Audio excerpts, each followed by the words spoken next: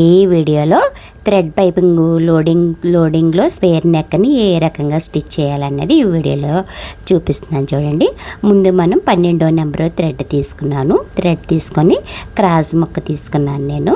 దేనికైనా మనం క్రాస్ తీసుకుంటేనే మనం నెక్ అన్నది బాగా నీట్గా తిరుగుతుంది. క్రాస్ ముక్క తీసుకొని పైపింగ్ని తయారు చేస్తున్నాను చూడండి. సింగిల్ పాదం పెట్టే తయారు చేస్తున్నాను.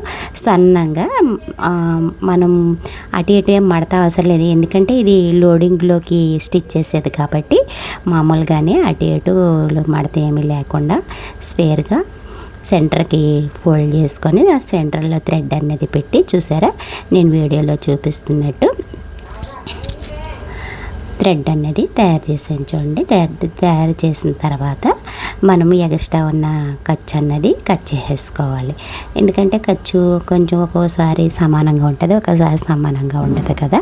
ఆ సమానంగా లేని ఖర్చుని అనేది కట్ చేసుకొని, చూసారా తయారు చేసుకొని నీట్గా తయారు చేసుకొని ఉంచుకున్న తర్వాత ఇప్పుడు మనం నెక్ అన్నది తీసుకోవాలి. బ్యాక్ స్క్వేర్ నెక్ అన్నది కట్ చేశాను నేను. ఇప్పుడు మనం తయారు చేసుకున్న గోట్ని ఈ నెక్కి లైనింగ్ ముక్కకి చూడండి, లైనింగ్ ముక్కకి మనం ఖర్చు పాదంతో మనం తయారు చేసుకున్న థ్రెడ్ గోటిని లైనింగ్కి జాయిన్ చేసుకుంటూ రావాలి. చూడండి వీడియోలో చూపిస్తున్నట్టు స్లోగా జాయిన్ చేసుకొచ్చి మనం స్క్వేర్ వచ్చేటప్పటికి చూడండి సూది దించాలి. సూది దించి ఫోల్డింగ్ అన్నది పడకుండా చూడండి థ్రెడ్ని తిప్పాలి. సూది దించి థ్రెడ్ అన్నది మనం తయారు చేసుకున్న పైపింగ్ థ్రెడ్ని తిప్పుకురావాలి. ఇటు కూడా చూడండి సూది దించి థ్రెడ్ని తిప్పుకురావాలి. చూడండి ఈ మాదిరి తిప్పుకొచ్చామంటే మనకు స్క్వేర్ నెక్ అన్నది చాలా నీట్గా అన్నది వస్తుంది, చాలా సన్నంగా వస్తుంది. ఇప్పుడు మనం ఎక్స్ట్రా ఉన్న థ్రెడ్ని కట్ చేసేసుకొని ఇప్పుడు మనం తయారు చేసుకున్న లైనింగ్ క్లాత్ని అసలు క్లాత్ ఒరిజినల్ వైపు పెట్టుకోవాలి. ఉల్టా సూదాలు ఉంటాయి కదా, ఉల్టా సూదాలు చేసుకొని మనం ఒరిజినల్ వైపు మనం తయారు చేసుకున్న లైనింగ్ పార్ట్ని అన్నది వేసుకోవాలి. చూడండి ఖర్చు అన్నది లోనకు పెట్టుకోవాలి. కొంచెం బిగినర్స్ గురించి అని మీకు ఈజీగా ఉంటుందని నేను నీడిల్స్ కూడా పెడుతున్నాను, అంటే క్లాత్ అటు ఇటు జరగకుండా ఉంటుందని నీడిల్స్ కూడా పెట్టి చూపిస్తున్నాను చూడండి. ఈ రకంగా మీరు అటు ఇటు కదలకుండా నీడిల్స్ పెట్టుకొని కుట్టారంటే నెక్ షేప్ అన్నది నీట్గా జరగకుండా వస్తుంది.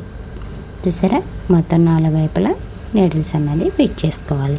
ఫిట్ చేసుకున్న తర్వాత మనకి కుట్టిన థ్రెడ్ గోట్ అనేది సెంటర్కి ఉండాలి. చూడండి ఒకసారి మళ్ళీని మనం మధ్యకి, అంటే మనం కుట్టిన థ్రెడ్ గోట్ మధ్యకి ఉండాలి, లైనింగ్ పైకి ఉండాలి, అసలు క్లాత్ అడుక్కుండాలి.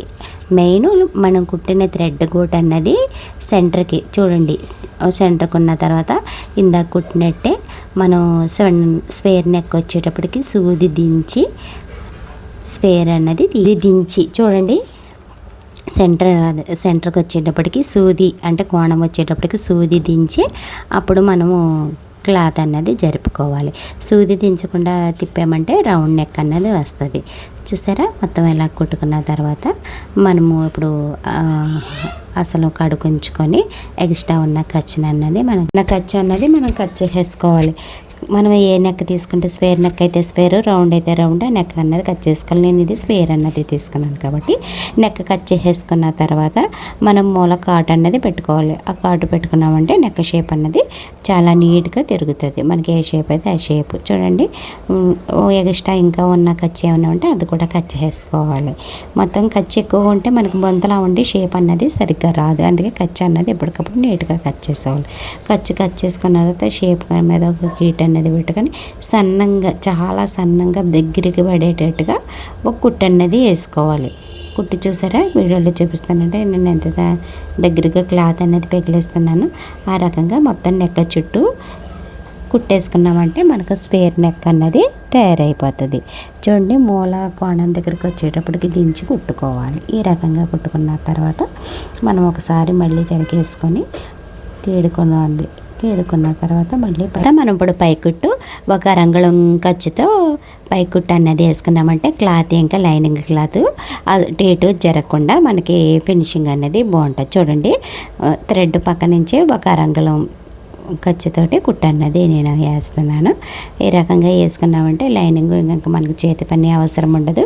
క్లాత్ అటు ఇటు జరగకుండా ఉంటుంది. మనం సేమ్ కలర్ దారం యూజ్ చేస్తున్నాం వలనే మనకేమి కొంచెం చిరాగ్గా ఉన్నట్టుగా కనిపించదు, నీట్గానే కనిపిస్తుంది. చూసారా, కుట్టేసేటప్పుడు కూడా స్వేర్ దగ్గర నేను సూది అన్నది దించి మళ్ళీ పై కుట్ట అన్నది వేస్తున్నాను.